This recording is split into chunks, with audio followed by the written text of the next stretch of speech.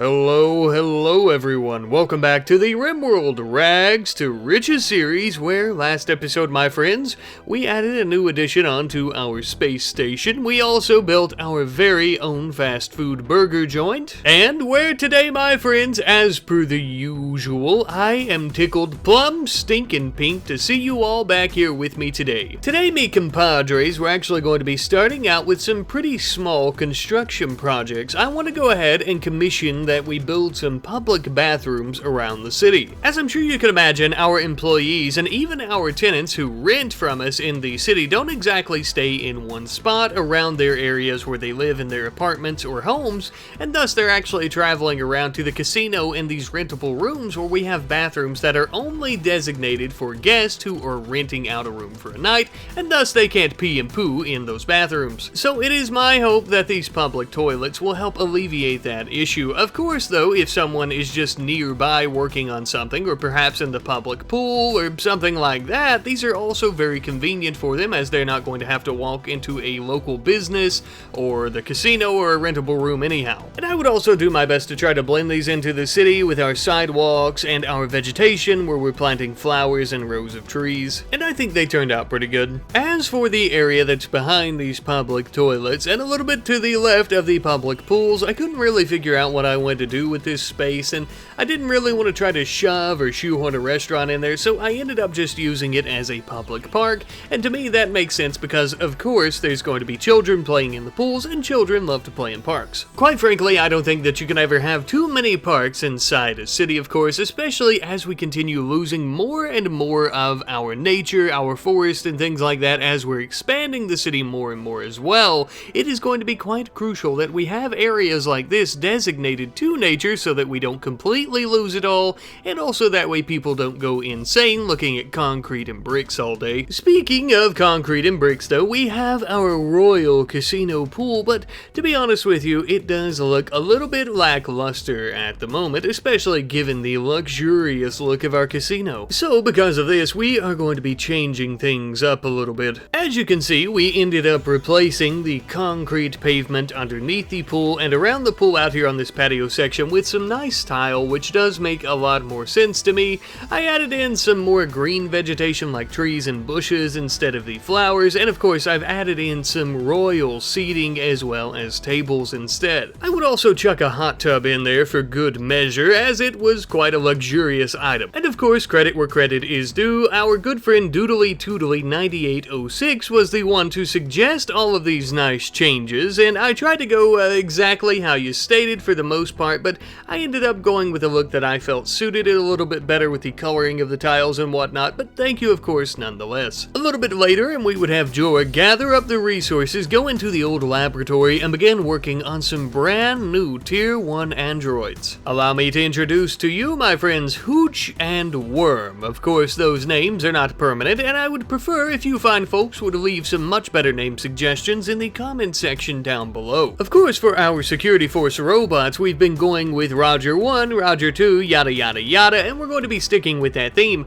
But you may notice that these two are not exactly the same police force bots that we have been creating. These two are not actually police officers in the normal sense, they are actually prison guards for our jail and for our police station. And thus why, as you can see, I ended up creating a specific area for them in the police station to assign them to, so that they basically never leave. Now you may also notice that these two don't have the standard issued weaponry, basically just whatever we get from raids and or purchasing during our trading missions, but they actually have some non-lethal varieties such as stun guns and stun batons. This way, if any of our prisoners get out of hand, especially those that we're collecting their organs from, we won't damage their organs too badly. And again, the idea for these new security force bots comes from our friend the Outsiders Studios. This is a really great idea, and I have a feeling that it was probably inspired by last episode when the prisoners tried to get out and we started gunning them down with actual bullets, so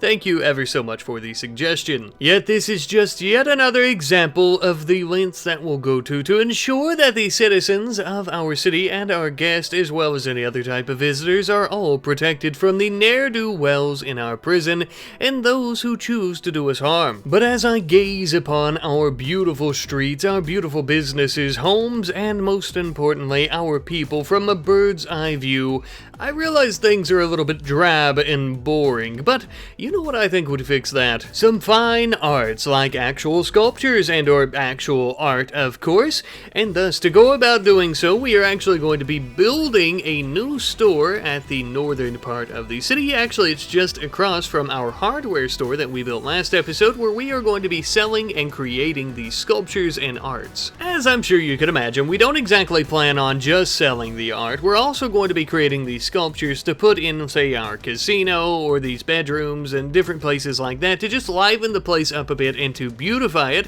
I was hoping to add in the Statue of Colonist mod, but it's still not currently updated, and if I try to add it while it's in the old version, it's going to completely destroy this save and the game, so we'll just have to make do with creating some abstract art and sculptures at the moment out of wood and stone. No big deal. I do truly think that this new business is going to be great for our economy, though, because sculptures and artwork always go for a really good price. But while we're working on some more culturally significant works on the ground to make a little bit of money, back in orbit around the planet aboard our still yet to be named space station, I had a construction project in mind. We're going to be building a little section here off of our observation bay where we're actually going to be building some brand new bedrooms. You all wanted, and so do I.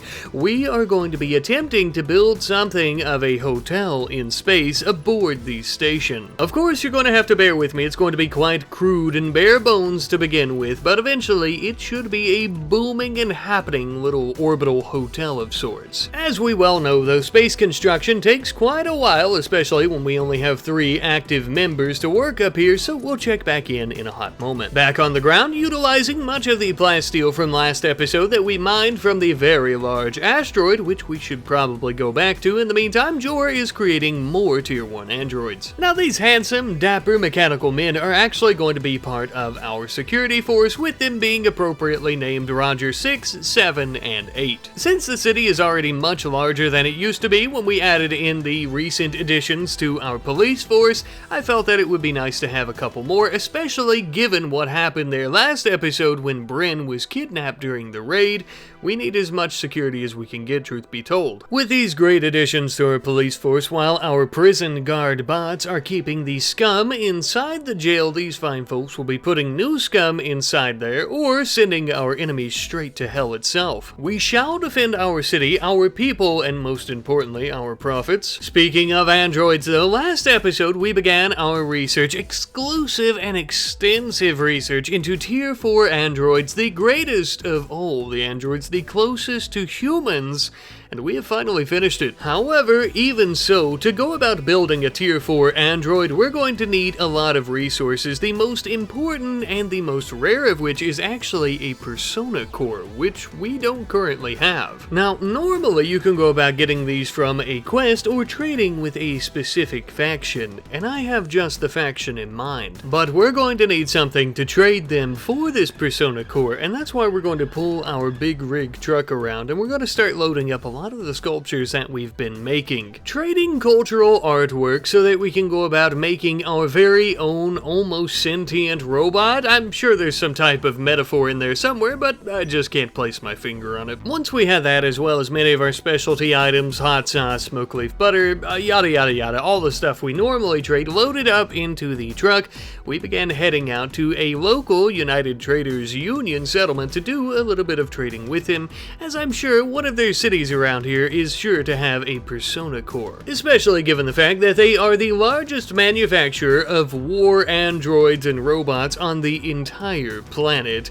Their death machines with their persona cores are a little bit different than what we're creating, but it'll still help us out, obviously. In the meantime, while we're doing all of the trading on the surface of the planet, I wanted to mention that we had finally finished up the bedrooms in our space station so that we could go about renting those out for a night or two. Again, as I mentioned, pretty bare bones, but we have some of the basic amenities such as a end table, a dresser, and a plant pot, as well as a heater, of course, to ensure that they don't freeze to death. Some time later, Lewis and our security bot, who was out on the trade mission, would finally return home with plenty of silver, a persona core, and just enough advanced components to go about building our new android, which Jor would promptly collect, go into the laboratory, and begin working on day and night for about a day or so. This process took a very long time, but eventually we had completed our first Tier 4 android. My friends, I introduce to you a revolutionary android who is going to be named Eve. Now, of course, this name comes from you guys, and I would show who it came from, but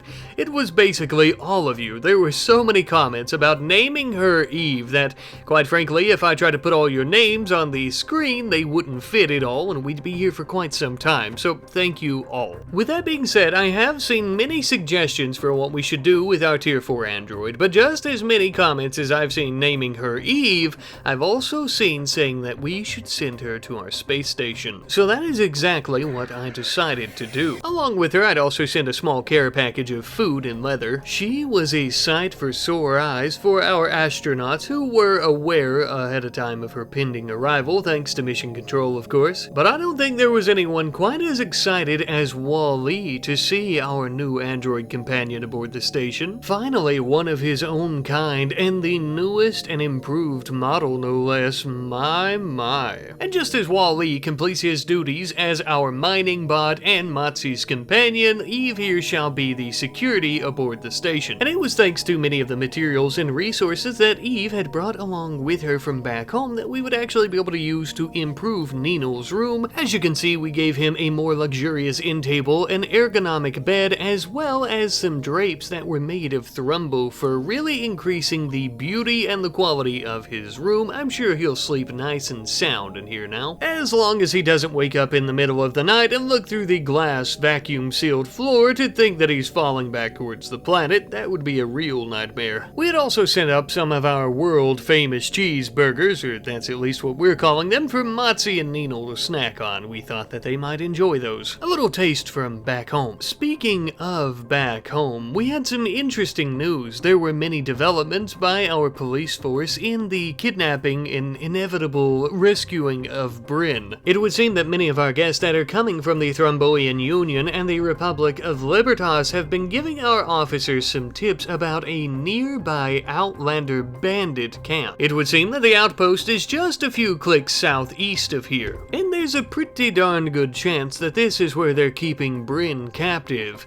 This would also explain as to why we keep getting so many attacks from them in the last few months. Looks like it's time for us to take out the trash. We wasted absolutely no time or resources sending out a large caravan of our police and security officers. It's hard to say what we would end up facing here, so we could leave no room for error. Upon our arrival, there was a thunderstorm in our midst, and we came upon a very small little camp. They seemed to have some type of makeshift shelter fastened in the middle around a bunch of sandbags for their own protection. In terms of their equipment, there was nothing too interesting. The standard loadouts that we see for Outlander bandits and what have you. Some scrap and makeshift weapons, some homemade armors, and scrap armor for wars long since past. However, they did have an ace up their sleeve in the form of a repurposed and refurbished combat android. Somehow, it still seemed to have its factory-issued machine gun along with it. We'll need to be quite cautious when taking this one on. While observing them from afar though, I did end up noticing that one of them had already died. And upon further inspection, when checking how he died, I realized that the dog from a very far distance had sniped him. Glad he's on our side. Now that they're alerted to our presence in the area, we decided to go ahead and begin pulling our soldiers as well as our vehicles forward into the heat of battle. The dreary rain began pouring upon our heads as we were lighting our enemies ablaze with bullets. We had formed a strategic line out in the mud, creating something of a shotgun effect. There was essentially no safe place for them to hide from us. Thanks to the advanced and extended range of many of our security officers, such much as the dog, even their refurbished android stood no chance against us. It, as well as the entire platoon of bandits, would fall before our might. One of them, however, was still alive, interestingly enough, so we had Lewis begin tending to his wounds. Maybe he'll make for a good security officer or a cashier. Jor and the others would courageously enter the structure, and within was our precious Bren. The poor gal had been beaten within inches of her life. They had shaved off almost all of her hair, and she was very skinny from malnutrition. Not to worry, my precious friend, you are in safe and loving hands once more. Jor would immediately begin tending to her wounds before we left the area. We then would begin the very long journey back home, but in the meantime, Mission Control had contacted us about some incoming visitors to our space station. It would seem some very wealthy guests from the Republic of Libertas have managed to make their way up here to dock with the station. It appeared to be a capsule containing 4 people. It appeared to be 2 guests and 2 entourage security guards, but of course all 4 would be staying with us. In case you're curious who has the power and the wealth to stay here on the space station with us, this is none other than Oakley and Bacchus, the daughter and the mother of President Tree of the Republic of Libertas. Quite frankly, Nino would say that it is an honor to meet the both of them. Possibly the greatest honor of his life, he said. Now, personally, I think he was just gassing them up and trying to woo them over to spend $1,000 a night on a bed up here in the space station, but, you know, what do I know? Now, I hear you saying already $1,000 a night. Now, those prices seem to be a little high. It seems like you're gouging them just a little bit, Rat Daddy. Well, yes, we are, of course. We are the only space station that rents out rooms, and of course there's an observation deck in your room where you can look back at the planet. I think it's well worth it. And of course we're going to make a lot of money on it, so there's that. As our guests were enjoying their stay back on the ground, our caravan had finally returned home, and we all began to reintegrate into society a little bit here. Genuinely though, we would actually begin to reintegrate Bren into our city by giving her a position as a police officer and allowing her to take up arms once more to protect us all. We would also let her get a bite to eat as she was absolutely starving, quite literally. One of our world-famous burgers should help her satiate her appetite. You know, this successful mission to rescue Bren, though, has really opened my eyes to just how grateful we should be to our police and security officers around the city. It hardly seems fair to me that we force our police officers to go about sleeping in what we could call our workers' quarters, I suppose, as it's not exactly that nice of a place, and thus because of this I thought it would be fitting for us to build them their own houses. Now, for obvious reasons, these homes are not exactly going to be the most luxurious places to live in, but they are much better than the workers' quarters, and we also have them positioned just above our androids, our security androids, little charging area here, as well as Jor and Nino's homes as well. That way, if something happens, they'll be able to respond quite quickly. I think this is quite fitting as well because it's also across the street from the hospital and the police station and all of our other city-funded amenities and services, and since this housing is also going to be city-funded, kind of makes sense. It goes without saying that Bren, more than anyone else, truly deserves a place of her own to rest and relax. Her bravery and courage after being captured was incredible, and many of our fine members of the security force, like the dog with his specialized skills, has already truly earned it just by having the skill set that he does, but even more so when we go in to try and rescue Bren and he's already sniping enemies from across the damn map. But with the housing situation taken care of though, I wanted to move on a bit to naming some of our androids and everyone else. I asked you guys last episode for some wonderful names for many of our robots, and you guys provided the name of Ronald for our fast food android. This suggestion comes from our good friend SoldatDoesStuff5574 and is based on a possible real-life clown mascot of another fast food restaurant. I'm sure you could probably guess which. We also had our 2 new androids, Diesel and Addison, last episode, who we had manning some of our cash registers, and we are going to be naming them Jack and Jill. This felt quite fitting as the 2 of them basically seemed to be siblings and were also twins, as pointed out by our good friend Kenneth Rue ruling game god. And I completely agree with you. I felt like the two of them were siblings last episode as well, since they were basically born, quote-unquote, right a few minutes apart. Last but not least, we had a name for our truck, the Big Smoke. This one coming from our friend Napoleon of France, and the reason, of course, being because the primary resource and/or good that it's going to be transporting is going to be smoke leaf. So, very fitting, and I love it. Now then, with our naming taken care of, we begin with yet another construction project in the city, this one going just behind the large cathedral and/or temple of some type of worship. We haven't really worked out the details there just yet, and it is going to be the museum for our space program that we've been discussing for quite a while now. After a few days of construction, it was finally finished, and as you can see, it's kind of bare bones, which is probably what you would expect with a museum that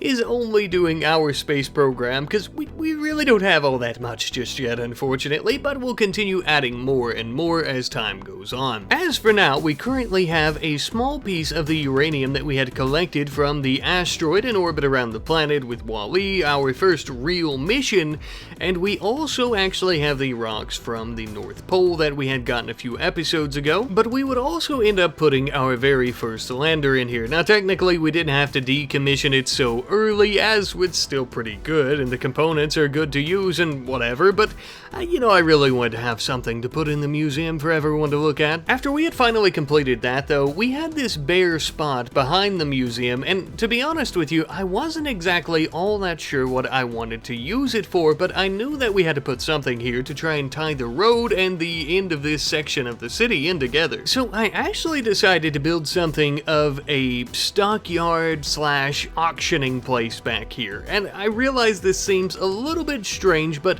to be honest with you, I wasn't all that sure where else to put it. Though after I began thinking about it, it kind of felt like it made sense, because once our space program is really off the ground and missions to the moon and asteroids and things become quite common, it seems like we would want a place to auction off a lot of items that we might be interested in selling. Of course, the idea for this though comes from our good friend Mayhamster. Now, I didn't exactly go with the exact idea, or at least what I thought maybe you were mentioning, but I do feel like this would also be a place that possibly we rent out to some people sometimes, kind of like a flea market stall. And like I said, a lot of the purpose of this was to just try to help tie this corner into the rest of the city, and I think we've accomplished that quite well.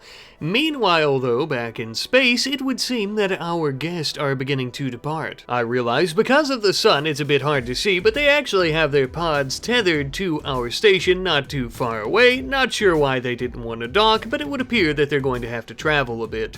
Nevertheless, we hate to see them go, but we love to see all of the silver that we made from them. And of course, hopefully the news spreads about our little hotel in the sky here, and as our private space company makes things a bit cheaper over time, we'll get more and more guests, and we can accommodate their needs better. Now then, I feel that our CEO and mayor Nino is probably getting a little bit homesick, so we loaded he and all of his newfound silver up into a rocket, and as the station was coming up around the horizon of the planet near our home city, we would fire him and the silver on a little voyage back home. We ended up landing on the launch pad back at Mission Control with all of our riches, and of course, just as important, Nino was also still in one piece, thankfully. It sure does feel good to be home. One can get so used to the beauty of space that you almost forget how beautiful the planet is on the surface. To celebrate his successful mission, as well as the fact that he didn't burn to death in the rocket on his re-entry, we decided to throw a little bit of a party for him in the casino. Quite literally everyone in the city was there. Everyone was bumping and jumping and having a good time. Drinks are on us. Well, half-priced. You know what? 70% off. Wait, no, wait. Now that we ensured that Nino didn't die on his way back home, we're going to begin yet another research project. This time around, we're going to start working on some advanced batteries. In the last few episodes, we have improved and upgraded our actual power output and generators, but something we have yet to upgrade is our battery rooms. And thus they're a bit behind in times, and that should be solved by this research. Now then, while we're looking into these new different types of technologies for our battery upgrades, we're also going to begin on yet another construction project. As you can tell, this is going to be a very fortified building. This, my friends, is going to be a fallout shelter. Just in case during this large war between the factions that some type of nuclear bomb is accidentally dropped nearby, we need somewhere safe to go, and thus why it has 2 layers of steel armor-plated walls and an internal wall that is made out of rebar concrete. In the back, it actually has its very own septic tank, which is a technology we've yet to even implement anywhere else in the city, and this way it has its own self-sufficient type of plumbing and or waste disposal. Adding on to that, on the inside it also has its own electric water pump, a water whale, that way it's completely self-sufficient away from the city's plumbing grid.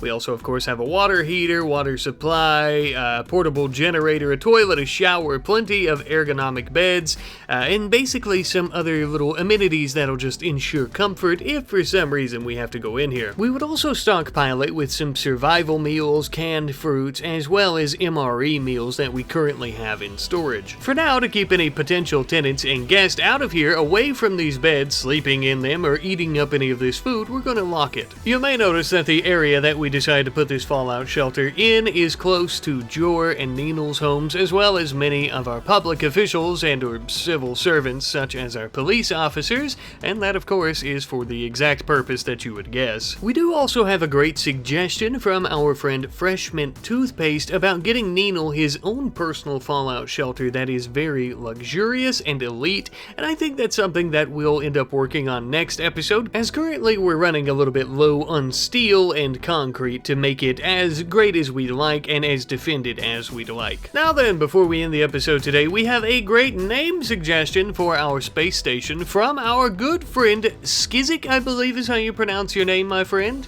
with the name being the Orbital Hamlet. An absolutely stellar name, my friend. I like it because it's very simplistic and yet also still very luxurious, and it just makes sense. But my friends, with that, I'd like to thank you all ever so much for watching today's episode, and I hope to see you back very, very soon, where we shall begin truly creating a space station hotel, which we've kind of already done, but you know what I mean, making it much more luxurious and making space travel to and from the hotel much, much cheaper as well, possibly with a little bit of asteroid mining. Not too sure on that, I suppose we'll see. But my friends, I'll see you next time. I love you. Goodbye.